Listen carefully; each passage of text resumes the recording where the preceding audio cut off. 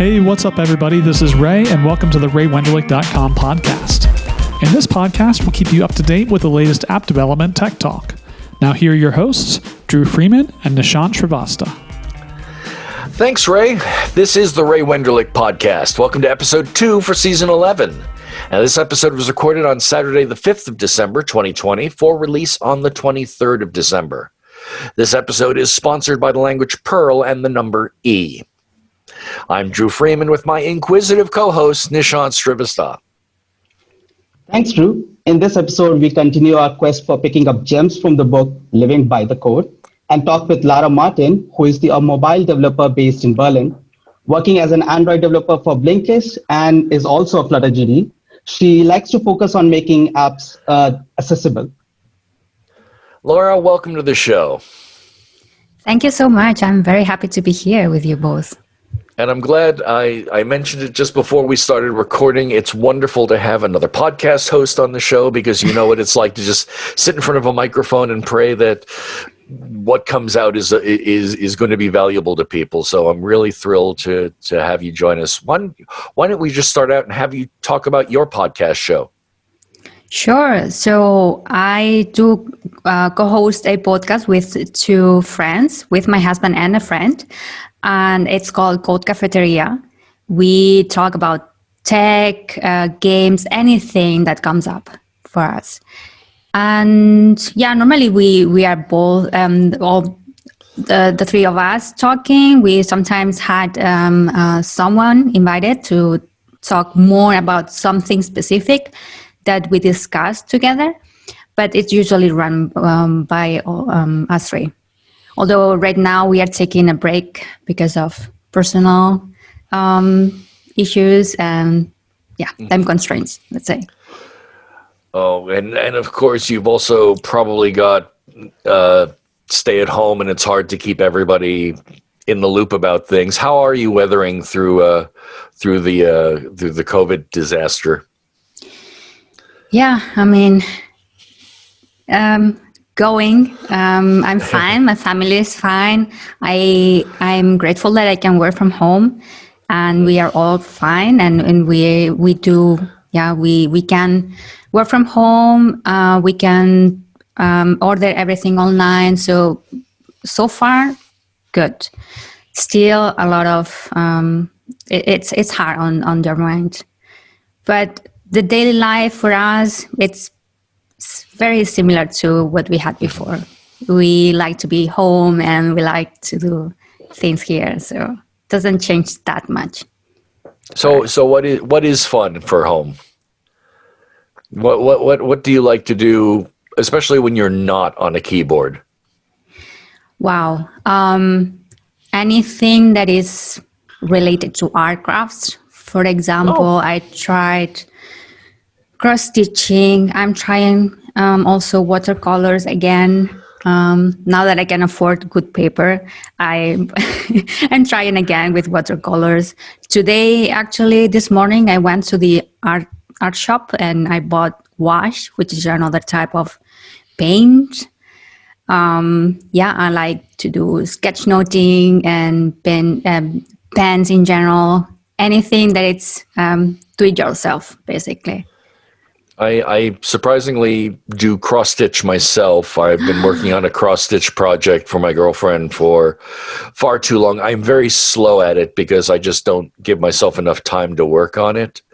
Yeah. But have you ever done anything by Theresa Wenzler? No. Oh my God. She's one of these people who takes two different colors and blends them together so that you get three different. So you wind up getting like 5 different colors of brown that she then combines into 10 or 12 more, and you get that sort of cross-stitch painting effect. But it's maddening to do them. No, I'm basic on that. I buy the colors I need that my pattern says, and I do that. But I really like to do cross-stitching while listening to podcasts. And it's the perfect combination, actually. You know, that makes me think I should try that. I tend to do other things, but that would be... Sometimes some of the podcasts I listen to are tech, are like text sampler type things. So I'm actually trying to follow along with the code. But there are other ones I listen to for enjoyment. I may have to try that. You could do cross-stitch while listening to this podcast, for example. I listen to this podcast too many times in editing it. Okay, so Lara, you've been working for Blinkist as an Android developer, right? And then you've been doing a couple of things around Android for some time now. Could you just like give us a rundown around what you have been covering or like what you have been trying to do at Blinkist? So my role at Blinkist has been, since I joined almost, it's going to be soon 2 years, has been, I've been and I am in the growth team, conversion team. So what we are trying to do is a bunch of different things in order to gather more users and convert them. So basically have them as customers, paying customers, right? And I've been doing lots of A/B tests in different kind of features and trying to convince the user, explaining better the product. And it's a lot of coming up with different ideas and try this, try that, and try again in a different way. And it's been very interesting to learn all of that. But also I worked for, I think, several months in, we were gonna launch audiobooks in the app. So we had to introduce audiobooks, and since I was in the conversion team, we had to do all the payments for the audiobook. So I learned a lot of how to use the Android Play Billing library, and how difficult that is actually, and how much work there's behind just a single button that says purchase or buy this audiobook. You know, it's a lot of work. Yeah. And so far I'm in the conversion team. I'm not planning changing, but we do have the learning team. We have also the team dedicated to the player, the experience, and Great. And could you also give us a little bit of a rundown around how Android development has actually impacted your life? Because I think you moved into Android after some time, right? Yes. So I would say that it changed my life. And that is the truth. I never thought that, I didn't understand why people will have some kind of passion and work on that thing and always talk about that thing. I saw it from on people that, for example, work in academia, when after doing the biology degree, for example, I studied biology and at university, so I had friends like, well, I'm gonna work on this, and they did the PhD and then continued. I didn't understand why people would do that. And it wasn't until I found Android development. I found programming before, and I tried a bunch of things, but it was Android the thing that it made it for me. Like it I don't know how to explain. It was for me. I just loved it, and I still love it, of course. And I'm happy to work on that. It gave me a job as well. Of course, before starting as Android developer, I worked as a QA, like when I entered tech. But before that, I struggled with what I'm gonna do. I studied biology. I don't like it. What am I gonna work as? And was it difficult to walk away from 6 years of education? I mean, you have the bachelor's, you have the master's. Was there any kind of tenuousness? Very difficult. there's a taboo, at least in my country. My grandpa still asked me, I think last year, when are you going to work in your thing? And for him, your thing, my thing should be biology, what I studied at college, right? And people don't get it that, well, you studied something, but, well, it wasn't for you, or it wasn't enough, or it was, but you could not find anything or any job. So, and it's fine. Life changes, people change, right? But inevitably, it just came down to the flame wasn't there. You really just didn't have the passion behind it. Yes, exactly. Yes. And I'm grateful that I found Android for, I tried many things and it just happened to be there when I needed it. And yeah, so it changed my life. It gave me like a purpose, let's say. I'm happy to go to work or to work every day and change things. And I met so many people. For example, Nishant, we met in meetups, conferences. Like I met many people that I still talk to, that became my friends. I'm learning every day something. I love learning. It's one of my weaknesses because I like learning about anything. I also have an impact. I am building part of an app. I'm contributing into a product that people use. And I have this power of creating things that can help people. And I want to help people. And I'm lucky that I'm working now in a product that I also use. So it's like I'm also getting something. You're one of the users. Wonderful. That's the best part. You're one of the users, right? So you feel the impact yourself. Yes, I didn't have that before in my previous gigs, but in this one, it's like I use this app, and it makes me happy. And you said learning is a weakness. Learning is never a weakness. Learning is truly a strength. So I know that you champion for junior developers because it's very hard for them to find their way into the field. Can you talk about your experience when you were a junior and how you got in that first contact, how you got into that first position? Well, that was difficult, of course. The first week I started working as a quality assurance in a company. I was in a mobile team. I was working with people that were developing Android and iOS apps. The same week I started going to a meetup in Berlin where they were gonna teach Android development for beginners. That's how I got in contact with Android. And while I was working as QA and doing my full-time job, I was going, I think it was once every 2 weeks to this meetup, learning, then weekends at home trying out things. And with time, I started learning more, doing courses, learning more. And it became like all my free time was learning Android because I found what I wanted to do. But I didn't know I could do it. I had to surround myself with people.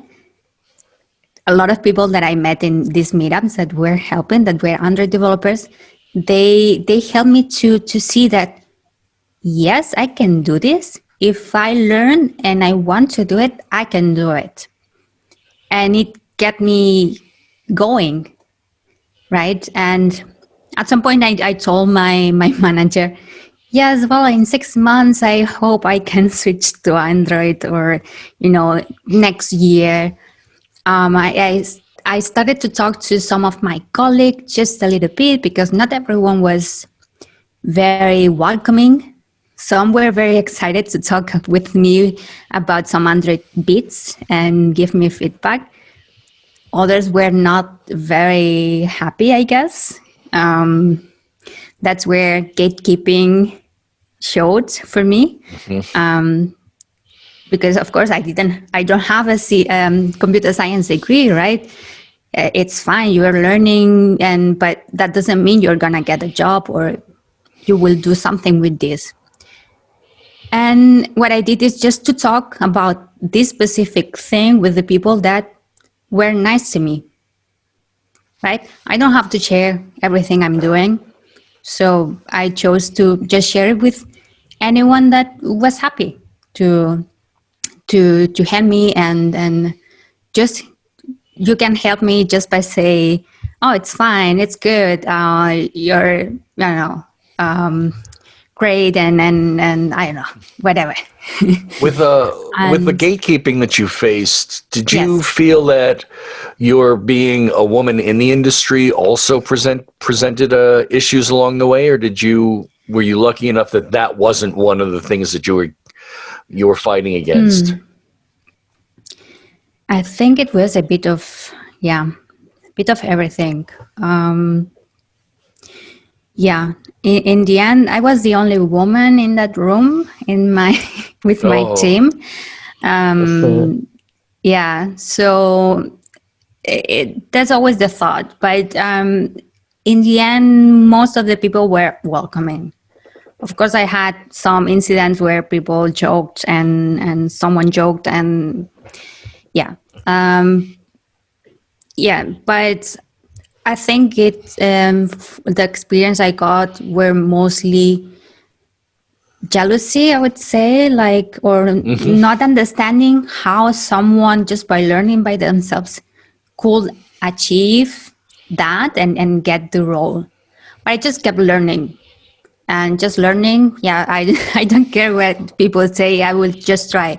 But of course, I was lucky to have my husband as a coach, as someone that would tell me, will ask me if I was doing my homework, how, when were the deadlines, and who was taking care of my home, our home, and cooking while I was learning. So I had someone that was pushing me or helping me learning, right? Giving me the environment to learn. And I kept just doing that and surrounding myself with people that were in my same situation, actually. People that were in these meetups as well. I'm happy to see that the lack of computer science degree is not the wall that it used to be. It used to be that if you didn't have the computer science degree, people would ask you why you were in the industry. And I was one of the early people who dealt with that, having actually studied theater in college and self-taught myself computers and left because the degree just wasn't going to happen. So I didn't have the computer science degree. I didn't have the degree at all. So I fought that uphill battle, and I can recognize anyone else who does, and I think that's an amazing thing. You commented that you have a lot of successful female developers who have inspired you as well. I think you mentioned Stacy Davino and Shuki Chan, who we fortunately had on the show back in season 9. A great episode we did with her. Yeah.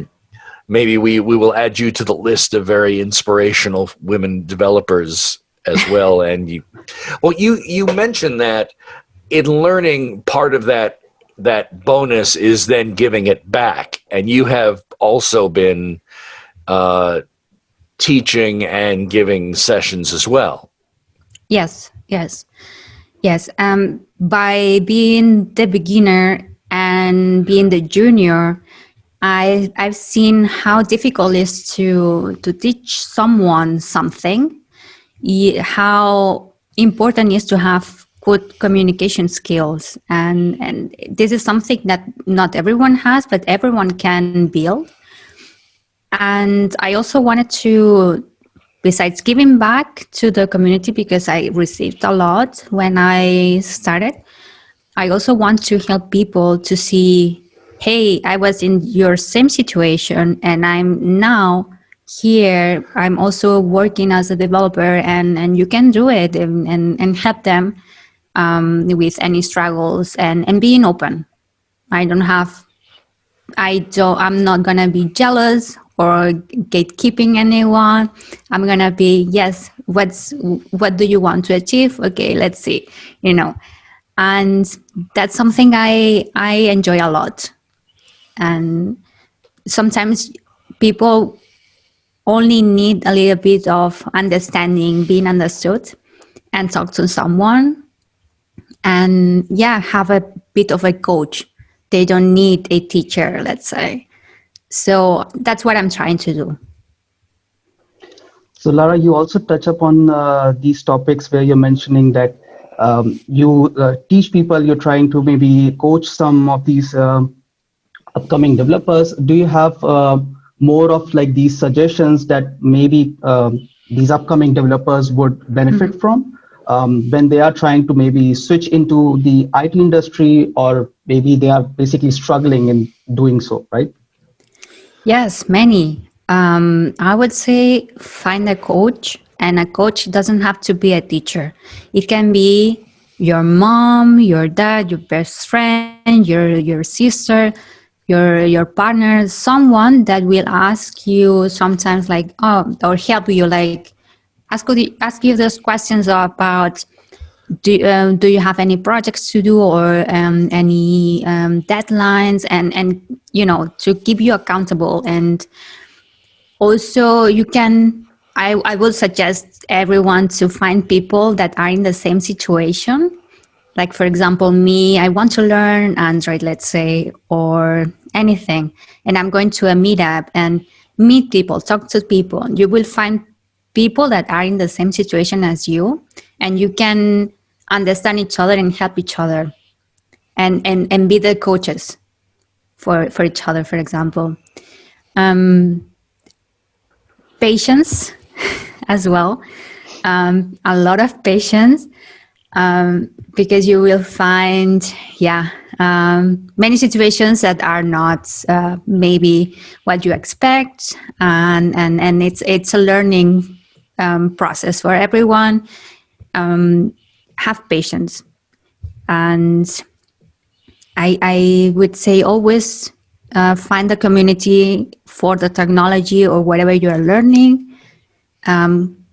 You will find, I hope, but in every community, I hope you will find nice people that are sharing, that are helpful as well, open, welcoming, and and I guess something else would be, don't fake it. Be yourself. Be honest. I mean, don't fake it. Don't. As I said, patience is important, because you just started learning 1 month. You're not gonna get a job the next month. Be patient, and also don't fake it. But just don't give up. That's something I thought of doing several times. But luckily, my husband helped me a lot in the process to not give up until I got it. That's good to know. I noticed you also wrote a blog post about how you did go through your first steps when getting into the IT field, right? Yeah. There was something that you wrote about it. Yes, I wrote this blog post thinking, so I wanted to help anyone that were in the same situation, right? And because I was, before I did the transition, I also was looking for those stories out there. And I remember reading a story about a woman that studied biotechnology and worked in that field, moved to Berlin, also worked in that field, and then started learning iOS development, and became an iOS developer. And I saw her as someone I could relate, and that inspired me. So and I found that, I don't know how, I guess I Googled something like woman, biology, technology, I don't know, development. I don't know how I came through that blog post, but I still remember that blog post. You were Yeah, meant to find it. You found it. Yeah, glad you found it, because now we have you in the Android dev community, which is awesome. So go ahead. So I was going to touch upon the part that a lot of these upcoming developers also need to be employing some sort of like learning techniques, right? And Yeah. I was thinking more on the sense that you could explain to our listeners what those techniques could be, which they could approach, or that would help them maybe move forward in their path. Yes. So I learned that different media types work for different people. Different people need to learn different ways. I, for example, like to learn with video courses and having some sort of challenges, projects, and deadlines. So I have to do something for a deadline. That's very important for me. Otherwise, I will procrastinate. And that's how I am. And so that's what worked for me, learning Android, for example. But it depends on how you like to learn. It can be with YouTube videos. There are people creating content and teaching how to do different things live or in videos. You can read blog posts. You can do hands-on workshops with people in rooms, or when we can do that again. You can also create pet projects and try to build stuff yourself. But I will always recommend to collaborate with people somehow. It helps a lot. You learn faster, actually, I learned. And it can be a group of friends. It can be a group at work. For example, I remember in my previous company, we had a group to learn different cross-platform frameworks, and we started with React Native, and we were all together, trying to learn. It can be meetups. How did you enjoy React Native?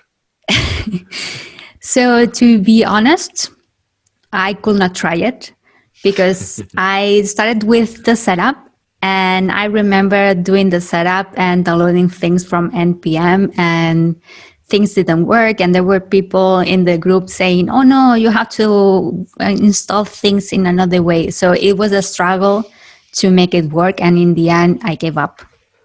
And the group also dissolved because no one was going. So yeah.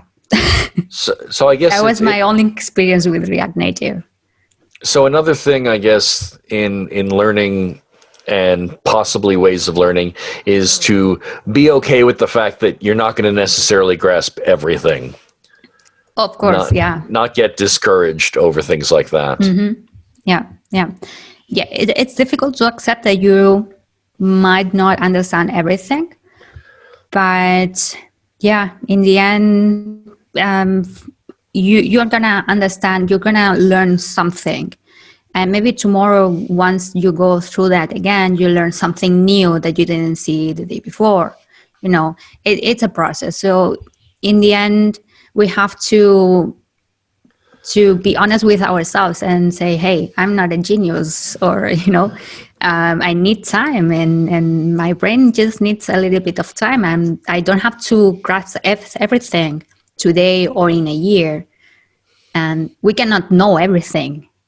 I wish it would make my life easier, but yeah, I guess you have to be content with your capabilities. Let's also take a look at, because you mentioned that you tried React Native, and then there's like a couple of other frameworks that probably we can also take a look at. Some of the stuff that I found out when I was trying to go through your profile and the other things is that you're also a Flutter GDE. And I noticed that you have been working with Flutter. So for our listeners, maybe you could talk a little bit about what you've been doing and exactly like what, maybe you could also give a very small description around what Flutter is also.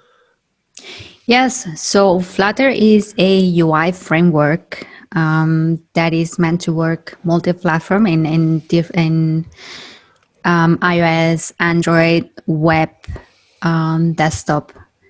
And the why I came to Flutter by just recently, like 4.5 years, starting with Android. Why? It was because of this group for learning multi-platform frameworks that we had at work in my previous company. We started with the React Native, and then the same month we learned that Google wanted to create workshops, study jams or study groups to learn Flutter, and we said, "Oh, let's have a look at Flutter all together," and that's what we did. And then I found that I just had my full first year working as an Android developer, and I thought of, why am I gonna learn something new now? But I just wanted to try it out, and it became for me something that I could teach to others. I found it to learn the learning curve very, how would you say, not difficult, flat. I don't like to say easy, but it was more simple. Yeah. A little very, very progressive. It built on itself very easily. Yes. I found it that I could build things just very fast myself, and it was easy to learn for me compared to how difficult I found Android in the beginning, right? And that's how became very addicted to Flutter, actually. And we together at work started a study group as well to teach other people. And there I saw the power of Flutter, like how people coming from different backgrounds, designers, iOS developers, Android developers, web developers could build apps all together, right? Mm-hmm. And it gave me this power of, I can give back to the community. I'm learning myself as well, like all together. I'm just guiding a little bit. And yeah, I saw, I like to say how the people's faces were sparkling when learning, and that's the interesting part. Considering that you obviously tried some new technology, how do you would compare this? That did it help you in your existing Android career itself, or was it like it gave you some sort of a boost or something? I'm not in the Android, my Android career, but it gave me.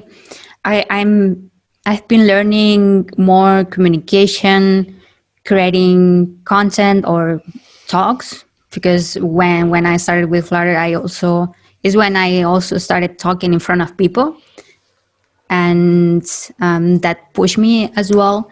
I've been, the past year since I became a GD, I was giving more talks on Flutter and teaching the technology to more people.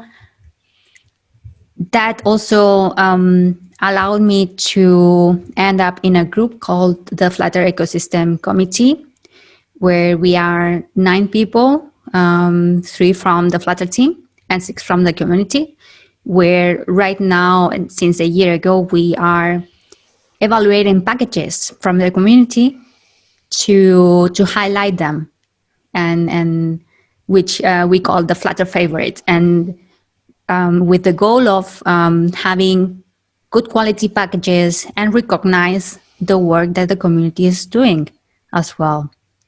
And this is giving me, I guess, a different view of the tech world as well, and learning. I'm learning a lot.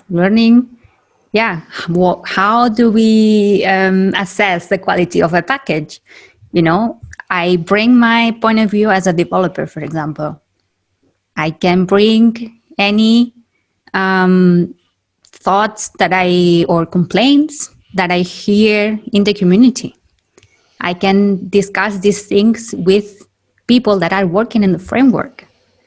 And yeah, it's powerful. Go on. You've now undone one of the things that I love asking people. When I talk about technology, I always ask them, well, if you had the ear of the people who were changing this, what would you say you'd like to see in there? But it's like you're one of the people who is the ear listening in. So it's like I don't have to ask you what do you think the team should hear about, because you're helping grow that community, you're helping grow that product, and that's an amazing thing. I'm doing what I can. I'm doing my piece. Talking to the community, also talking to women and non-binary folks that are also wanting to learn Flutter, learn technologies, and they are struggling. So I'm also giving a little bit of coach, being a bit of the coach, or just, I don't like to say coach, but I'm just, myself and explaining how it went for me and things that they can try to move forward. And I'm trying to give back a little bit in different ways. You touch upon the points for collaboration. Do you think this is something that the developers in the community would benefit more often if they did that? Because I find that some of the things that you have been mentioning right now, they definitely talk about more or less collaboration with other developers. So what do you think, is this gonna be something that's gonna help more developers, or how is this gonna pan out for us? Yeah, good question. I think it helps. I've seen it in my husband, for example. He is a developer. He's been working as a software developer for over 10 years. And before we started going to meetups and talking to community, he explains that he was a bit of, it lacked this connection to the community. And once he started going to these events and connecting to people, he started learning things super fast. Like suddenly I can also say it because I go to conferences, I go to meetups, and I learn things faster by talking to people, watching the talks, and I'm learning communication, which is very important and is essential for work. Paco last episode also talked about the importance of communication and how it goes beyond the coding in a project, but the actual communication with each other and the communication in the code. How do you enhance that? What is some of your mastery techniques for enhancing your communication? Yeah, I actually don't have an answer, or I'd say because I'm also learning, and I also don't do things correctly. I think we have to be empathetic. We have to be open when someone says something in a written form or spoken. You have to not take things personal. Be open, and if something doesn't sound right, you can always ask back before assuming things. I'm learning, for example, to say thank you when I receive any kind of feedback. So it doesn't sound like I am in defense mode, when someone says something and I respond. If I don't say thank you in the beginning, then it sounds like I'm taking it personal or something. And I had situations where it seemed like there was a conflict, but there wasn't. So now I try to be like, thank you, and continue the discussion. And in the end is, for me, it's a learning process, and it's a matter of finding what works well and which kind of words I cannot use, for example, and learning about other cultures, working with different people from different countries, different backgrounds, and be open. Also, having giving direct feedback is important. It's difficult to do. I still struggle to do, but in the end, if you want to learn communication and to be a good communicator, you have to be open to feedback. Of course, you need people to give you feedback, direct feedback, receive this feedback well. And but I don't have the key. I wish I had it. It sounds like you have the key, and it's just you're continuing to refine the key. I really appreciate the fact that you thank people, and I said it. I will always thank people and tell them that I appreciate their time, their information, and the like, because I want them not to know that it's not just simple thanks, but that I value what they've given me. Exactly. That's something I also found during this last year, that sometimes, for example, let's say your company announces something and you don't like it. And you're like, but what if blah, blah? And instead of reacting like this, instead of doing that, I'm trying to say thank you and think of, while I'm trying to give my response or my feedback, I'm trying to think of all the work that has been done behind that announcement. Like, this is not just someone that came up with an idea and just throw it out, just threw it. But it's probably a lot of work behind, and there are more reasonings. So I just need to ask for those reasonings and understand, and then I can give you my opinion, right? That's what I'm learning still to do. And it's difficult, but I'm doing well the last months on that. I feel like this topic is something that comes up pretty often, and a lot of people are actually talking about this in their companies too. It's a very good point that you've made, and mostly people are reacting versus of actually thinking about this. So hopefully, as people start experiencing this more often and also listening to this podcast, they start thinking about this, taking your advice. It would be really nice. But we are also talking about some stuff here regarding the leadership that affects the person in their career as they are progressing as an employee in the company. So what would be your views around, like, what could be changed in terms of how leadership is approached that would simplify the life for developers or for engineers who are going to be part of the company? Sure. Yeah. As I said, communication is essential, and that goes for developers and managers, anyone. Of course, for leaderships, for leaders, they will have their responsibilities. They have to take responsibility as well when something happens. And something I find very important that a leader has to have is they have to elevate others. They need to make others better. They are there to help you grow.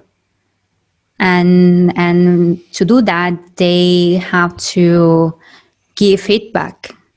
They have to also be well receiving feedback, as of course. They also have to learn to say no, and push back on things, of course. But I think what I found very important, and that not everyone does well, is elevating others. Yeah. Communication in a leader, it's easy to demonstrate responsibilities as well, saying no as well. But elevating others is not something that everyone does. And it's very, very important in a good leader for me. I find the best leaders are trying to cultivate new leaders underneath them. Very well said. I remember a comic talking about, on the interview, you're often asked, where do you see yourself in 5 years? And the good answer is leading a team and interviewing people just like this. And the bad answer is in the same position with only about a 3% raise in what I've done and a lot more work. Okay, I will write it down. Something for both of us to learn from Dru. Yes. Did you try it, by the way? No, I always. I'm in an interview. I'm panicking at that point anyway, so I'm just trying to say the best thing I can. I see myself as positively grown through this company's. Yeah, I don't like this question. I always think of at home, in a house, with more money. Where do you see yourself in 5 years? Well, CTO sounds good. Oh, That would be yeah. awesome as an answer. So, Lara, I wanted to also touch upon a certain topic that's because we are talking about a couple of things related to conference, meetups, and other things. A lot of this before the pandemic could happen in person, but is not kind of possible now. So imagine all the upcoming developers and even the seasoned developers, the ones experts, so they are also in the same situation, I believe, where all of these conferences, these meetups, and like possibilities of maybe interacting with people has all gone completely online or virtual. So how do you see this impacting people now? I mean, right now, I think it's very difficult to find the space or to have the right mindset to learn. At least this is what I've seen in teammates, friends, and myself. I see people struggling economically and not being able to pay for conferences because perhaps companies have cut the learning budget, for example. It happened to me as well this year.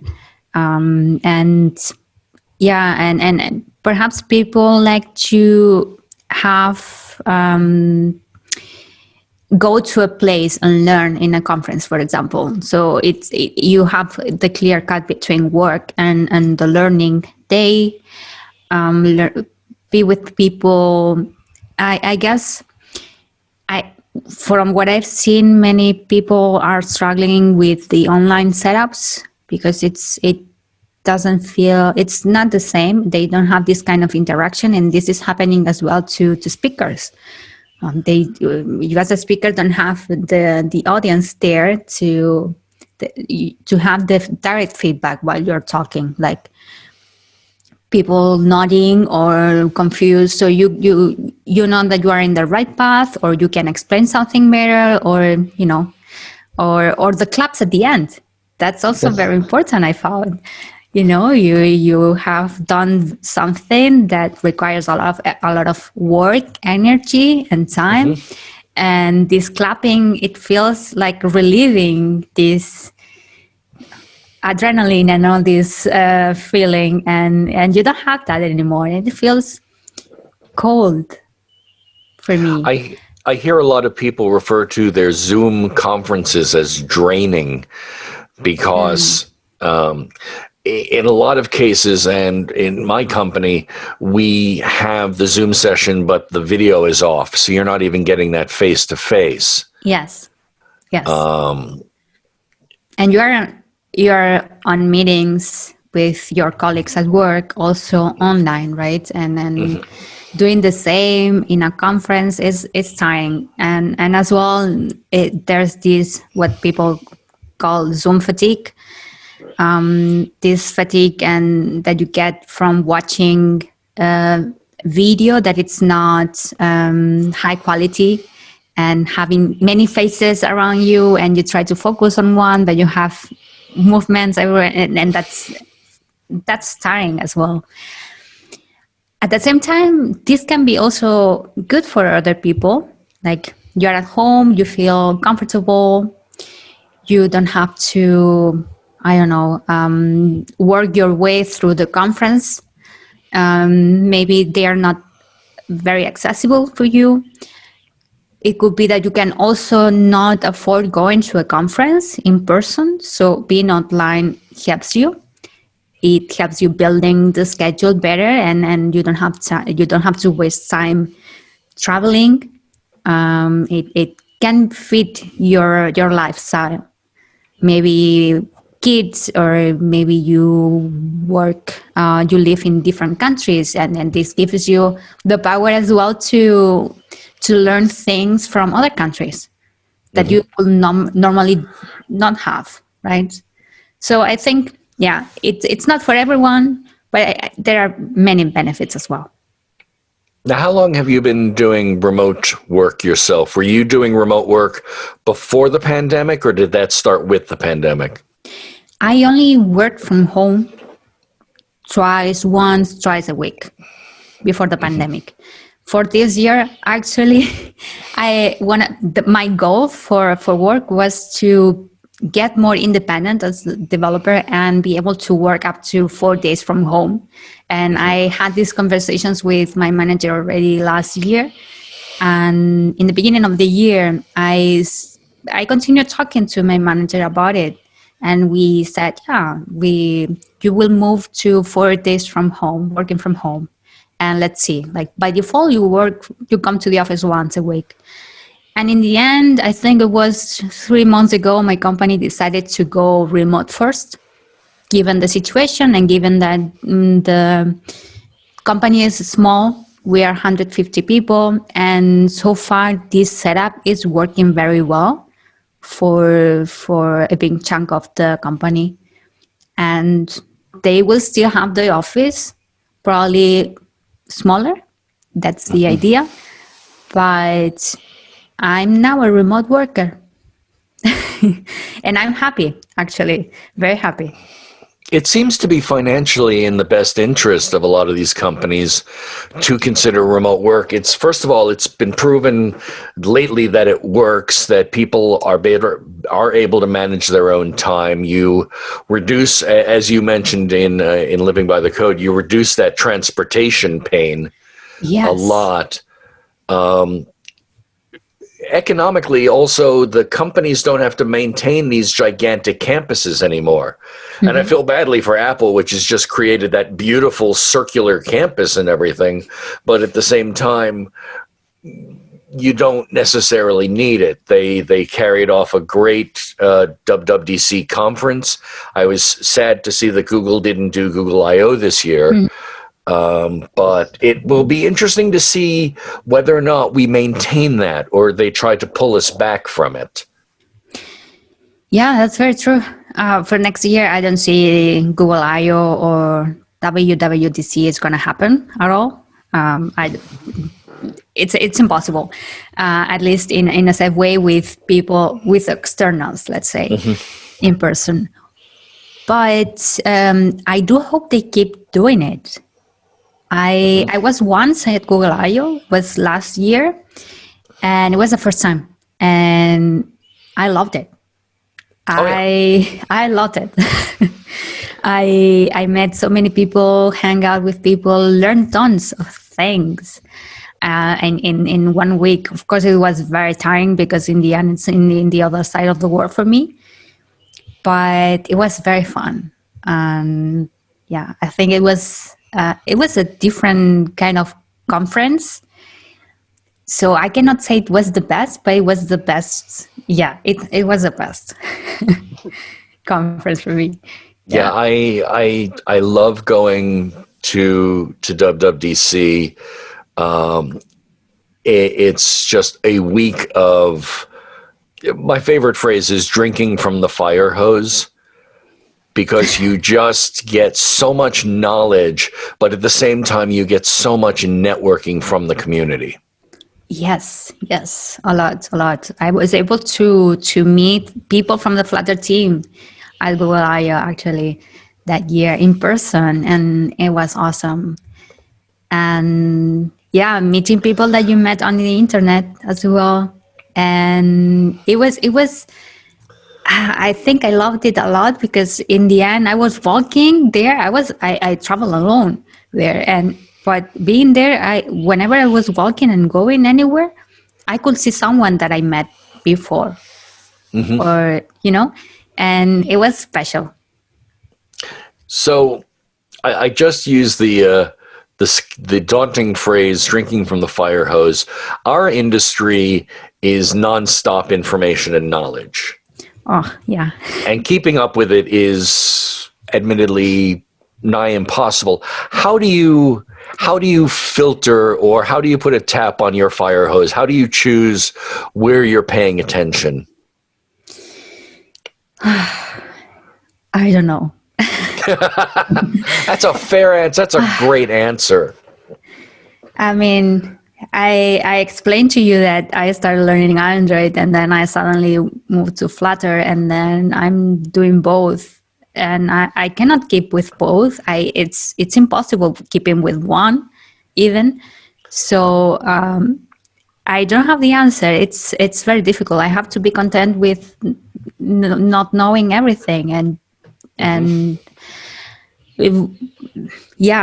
I was recently asked if I had tried Jetpack Compose for Android and what I thought of it. And I said, well, I only tried it in a workshop and I didn't finish the exercises yet. And that's still all my knowledge on it.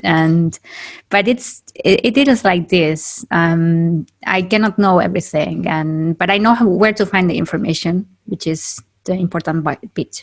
Mm-hmm. But there's one thing that helped me a lot learning in my learning process, going with conferences and going to many talks, which is sketchnoting, which is something I do a lot for tech talks, and which is basically taking notes of a talk. And that was like a transformational thing for me. I by doing that, I am listening to the talk and I'm focusing because I need to take notes. And then I also share them online on Twitter. So in order to share them, I have to listen to the talk so I can translate things into paper.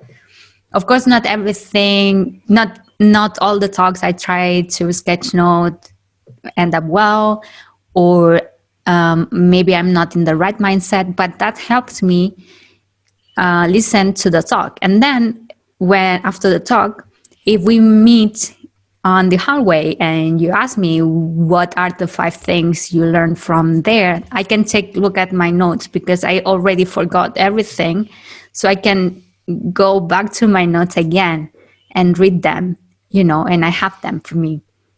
And I still look back to my notes months later because I remembered I saw this talk and I think I took notes, so I go there and read them again. I have this summary of the talks, and that helped me a lot learning. But of course, it's impossible to keep up. I try. But no. Yeah, I just randomly went to the sketchnoting website and went over to DroidCon UK, where I found Build an Accessible Guitar. Yes, that talk is amazing. You have to watch it from Joe. Well, I'm a great fan of accessible technology. My wife is hard of hearing, so I'm always very aware of, well, what's a visual cue and what's an audible cue in an app. And I will always ask, well, what is our accessibility level there? So it's a great talk. And I love the way your sketchnoting looks. It makes it very easy to understand.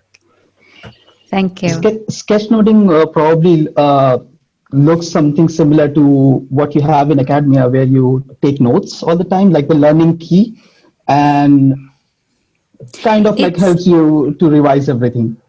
Yeah, it's different because in academy, at school, college, at least I wrote down everything that was said. But then later I had to create some summaries myself. to learn the important pieces. Like you can highlight, but I'm a visual learner. And that's what I also try with sketch notes. Even though mine are more verbose, normally it's very difficult to doodle. I'm not doodling usually, so it's very difficult to translate them into doodles. So for me, it helps highlighting with bold letters and say, here is the thing that you need to remember. That's what works for me actually, and that's why my notes look like this, and lots of colors too. So my eyes go to those pieces as well. For our listeners, there's like a sketchnoting.dev website that Lara maintains. You can find all the sketch notes there. We'll basically add it to the show notes also. Yes, in this website, my husband and me try to because it's very difficult to keep up, but we upload all these sketch notes we do about tech talks mainly. Yeah. I'm looking at them. They're like exceptionally good. So I would suggest everyone to go check it out. Thank you. They're really well done. So Lara, there's a lot of things that are happening in the IT field right now, but a lot of those are positive and some of them are also negative, right? So what are those particular things that maybe you could highlight, or maybe you think that you would want to change in the IT industry, probably for the good of other developers? The one thing that is always there that hasn't changed at all is that the IT field, tech world doesn't give enough importance to juniors, and that's something I still struggle to see. Like I don't see it anywhere. Whenever you see job positions, open job positions, they never consider juniors. Whenever there's a hiring talk at work and companies in general, they don't consider juniors unless everything is fine. We have enough people and we can afford, as they say, quote, quote, we can afford having a junior. Like this means you are losing money, which is not like this. And I've seen people that were juniors or interns and they were performing really, really good and bringing lots. And it's not about, in the end, what you can code. You are bringing lots of things actually when in every level. As a person, you're bringing lots. And this, I guess, this makes me angry actually thinking about it. I had many conversations about this, and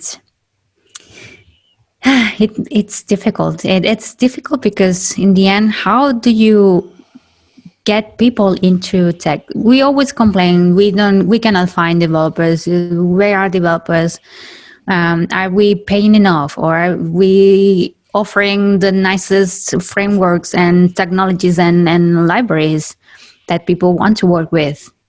Well, what about opening spaces for those people that are coming from university, that are coming from boot camps, that are self-taught, or they just need the first job, right?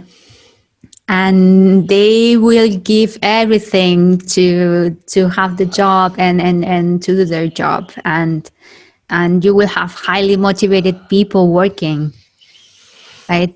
And it's a difficult topic for me. You mentioned internships. Do you feel that enough companies are leveraging internships? Do you feel that how do you feel that internships are being run? Yeah, that's difficult because I have seen only a few since I started in tech, and I never saw it, I'd say, in mobile development, but only in web.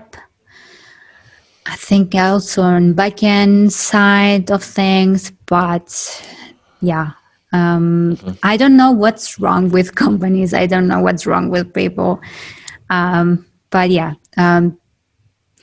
yes, I think if companies were more open to other levels, things would be better for everyone.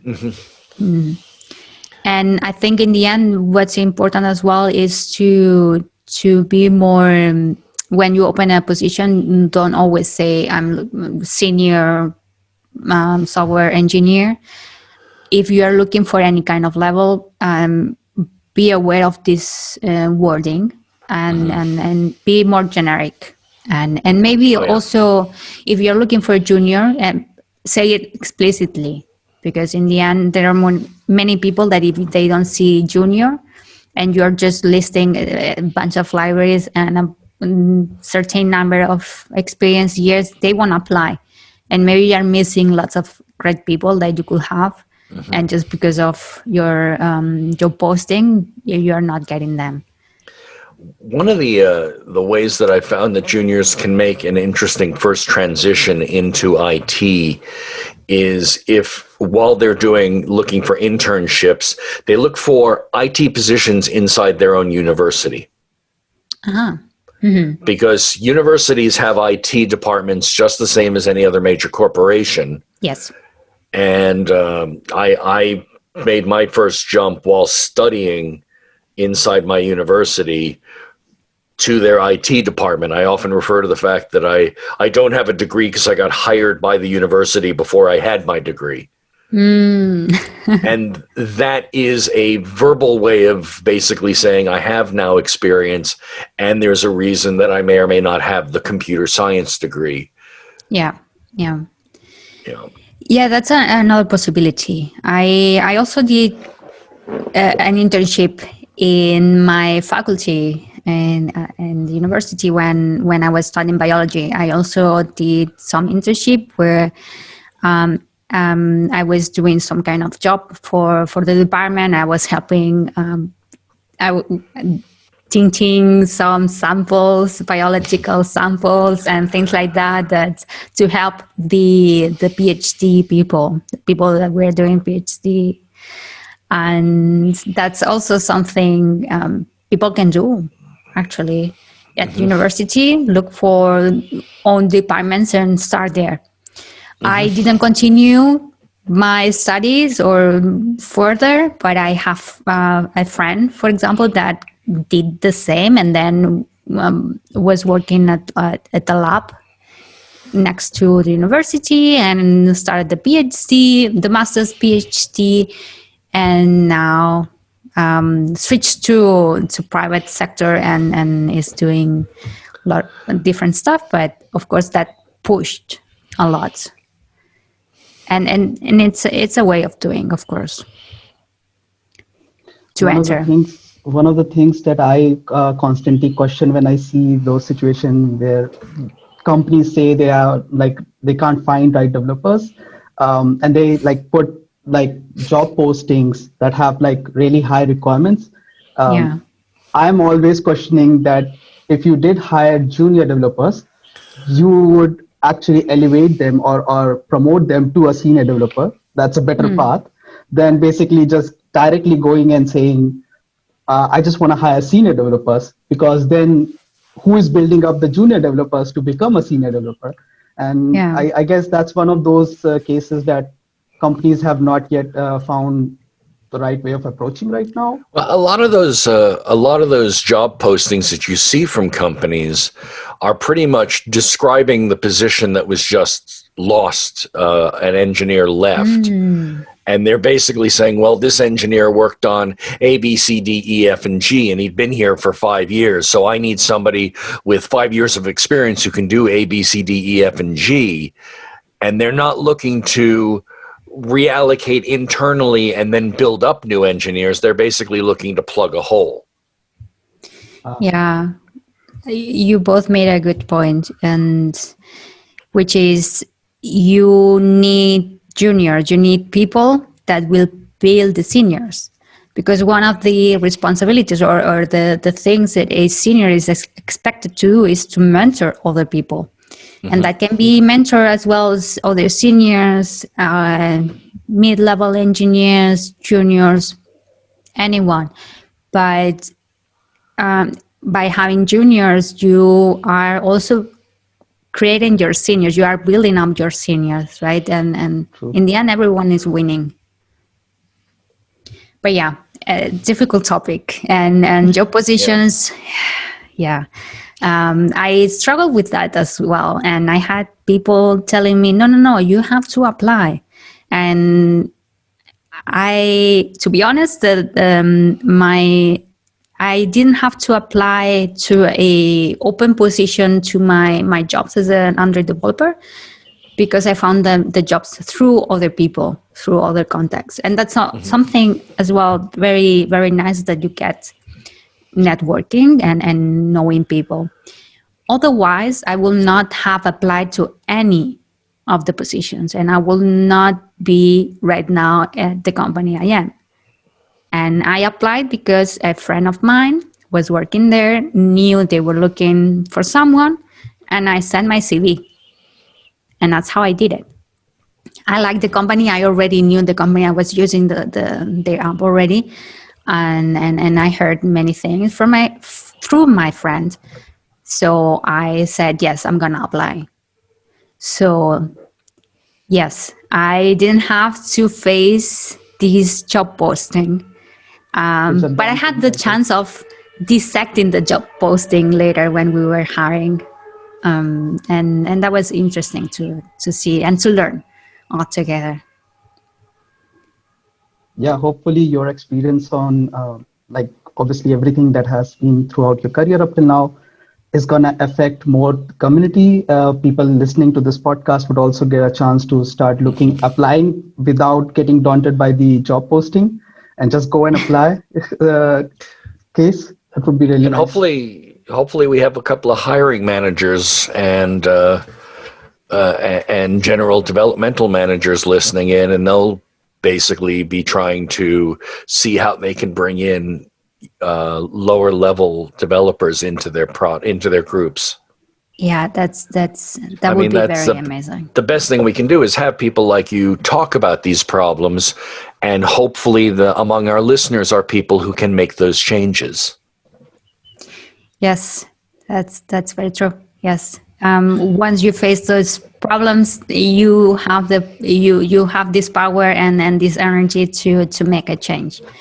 And hopefully some others are listening and then try to learn how to improve their hiring processes, and can also make it better for others. But we made you angry. Let's lighten the mood and have some fun. Nishant, you always inquire about games. Let's turn things over to you again. Yeah, I think there's a lot of things that Lara probably is doing in video games. I'll let Lara talk about what she's doing on the video game side. Wow. So recently was Black Friday, right? I could not find anything I liked. I wanted to have something on the Switch, because now it's winter time. After work, I just want to go to bed. And I do that, and I go there, but I don't want to just sleep, and I want to play a game. And I bought Bomberman. Yes. That's a classic game. Yes, and yesterday I started playing it, but I recently was playing a lot, for example, on PC 2.0 Hospital. Like, I was managing my hospitals. I have some DLCs waiting for me for Euro Truck Simulator. I like simulators a lot, so and trucks and driving. So that's also some game. Different kind of games. Have you done any VR? No, I don't have it. Did I try it? I haven't tried it. No, I haven't tried it. I think I just tried something with my phone one day and I got dizzy. and But it's something I would like to try one day. It's one of those things that I have in my Amazon wish list forever. Like But one specific day, you're gonna be like, "I'm getting this thing." This is what I need. yes. Sadly, now with the pandemic, I needed to rework the living room. This is where I am, and this is my little office space in my living room, which is now divided into halves.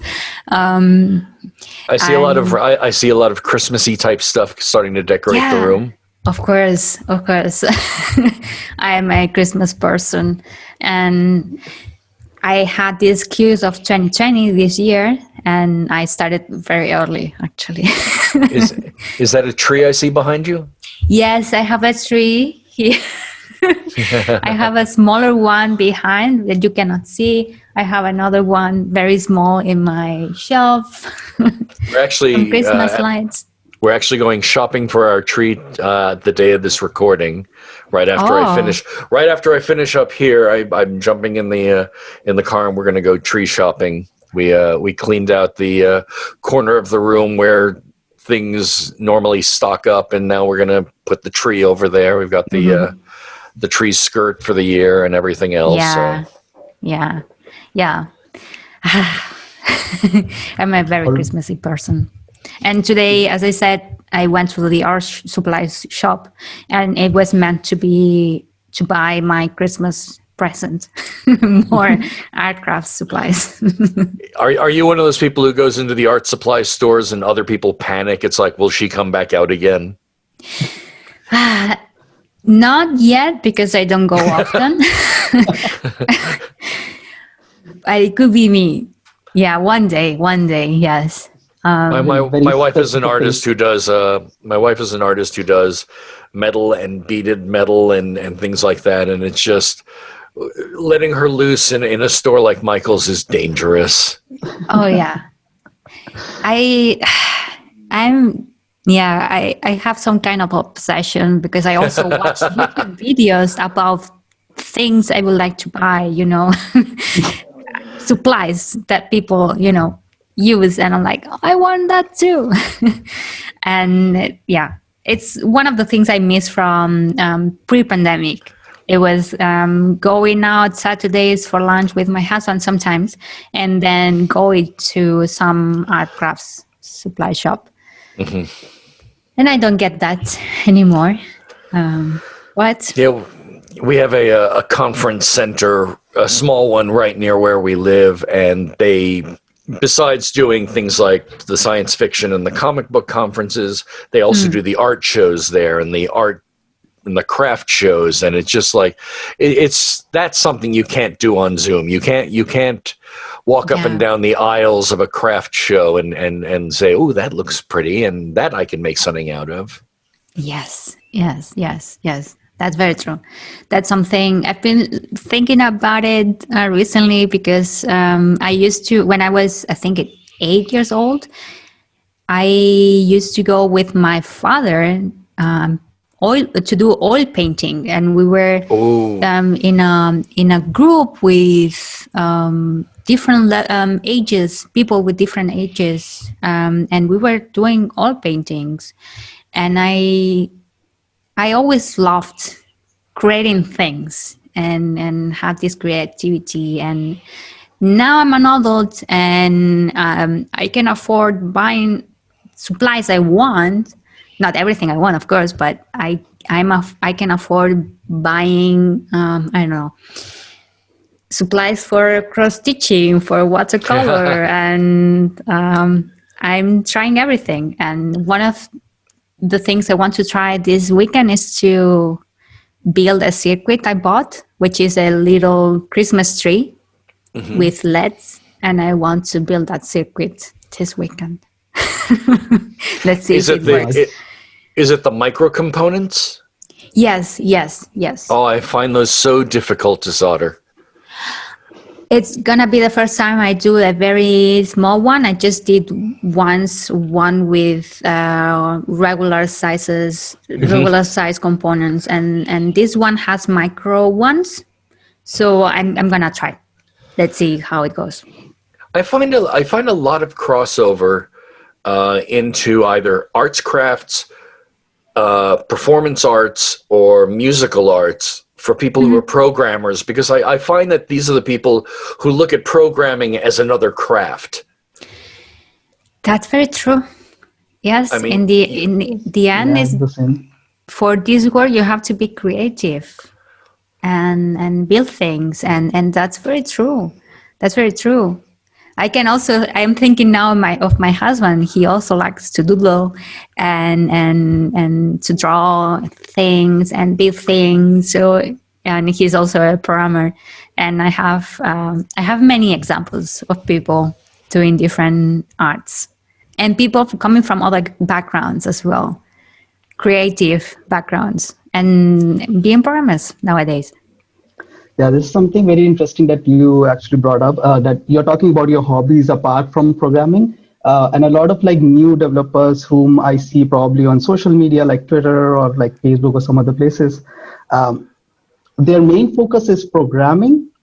And then they like try to approach that like 100% of the time.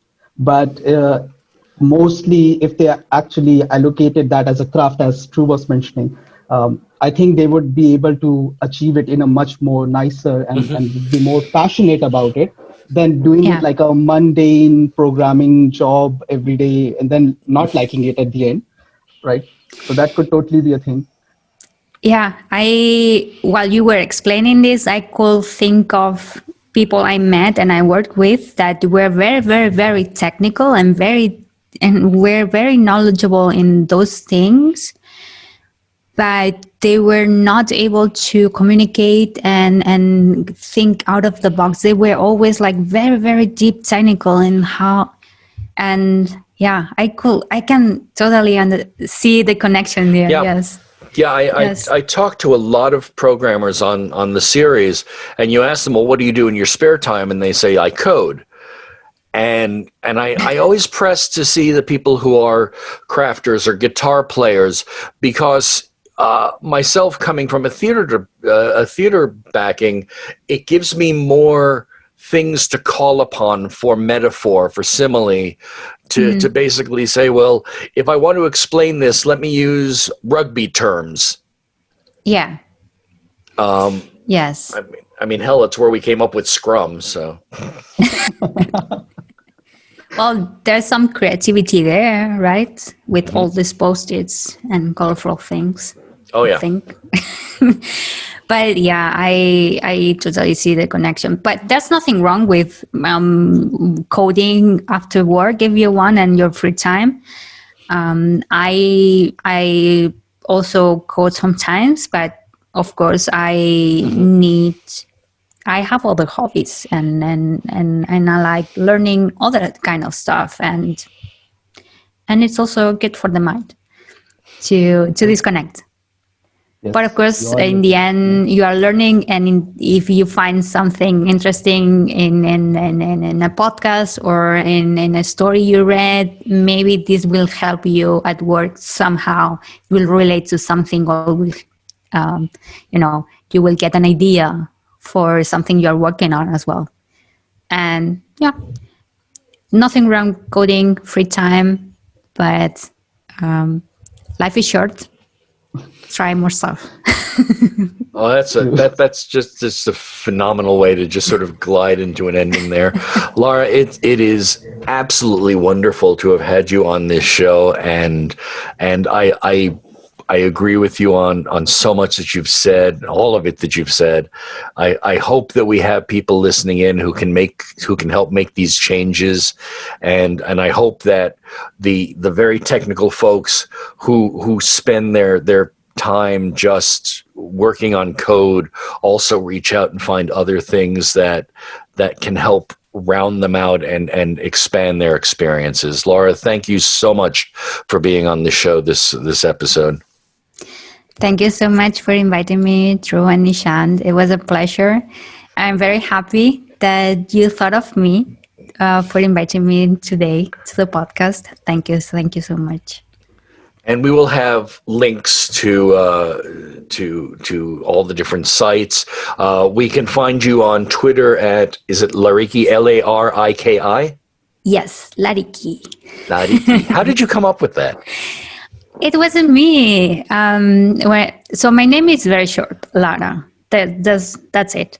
And I had my best friend when I was, 10 or 11, she used to call me Lariki. And I didn't like it because it's like, I have a short name, just call me by my name. And one day she recorded me, she copied me a cassette and then wrote Lariki. And it just stayed as my nickname. Yeah, it stuck. Yeah. You can find Lara on Twitter as Lariki, Lariki.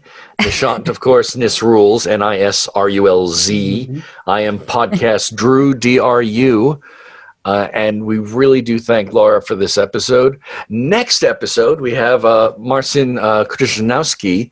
And one of the things that we're going to do is we're going to ask you if you want to put questions on for the episode. Listeners, please write into podcast@raywenderlich.com. And if you have any questions, we will ask them to Marcin as well. I wish we'd gotten the chance to ask for questions for this episode because, Lara, you've been an amazing guest. But it's going to draw things to a close for this episode. We'll be back in 2 weeks with Marcin's episode. In the meantime, for Nishant and for Lara and myself, Dru, we take it back to the Emerald Castle.